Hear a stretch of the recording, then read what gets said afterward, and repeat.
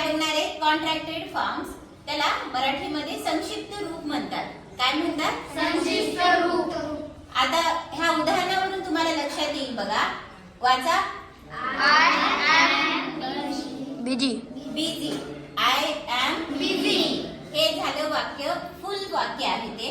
आता हे बघा, इथं आय अपॉस्ट्रॉफी एम बिझी, म्हणजे हे जे एम आहे त्याच्या इथं काय लिहिलंय? फक्त एम लिहिलेलं आहे. ते झालं याचं कॉन्ट्रॅक्टेड फॉर्म. ठीक आहे. सहाय्यकारी क्रियापद जे असते त्याचं जे शॉर्ट मध्ये लिहितात त्याला कॉन्ट्रॅक्टेड फॉर्म म्हणतात. हे काय आहे? एम काय आहे? Helping verb. काय आहे? Helping verb. त्याला मराठीत म्हणतात सहाय्यकारी क्रियापद.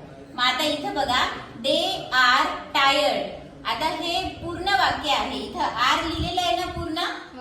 आता कोण ह्याचं कॉन्ट्रॅक्टेड फॉर्म करते सांगा? चला या करून दाखवा. इथं लिहा. डिअर.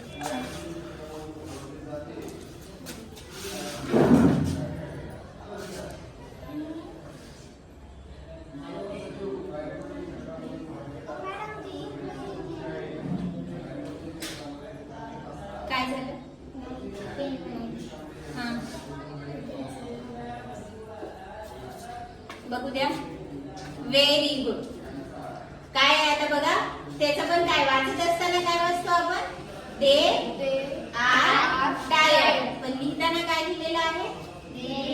हा, देर है ना. शॉर्ट लिहिलेलं आहे ना. समजलं सगळ्यांना कॉन्ट्रॅक्टेड फॉर्म?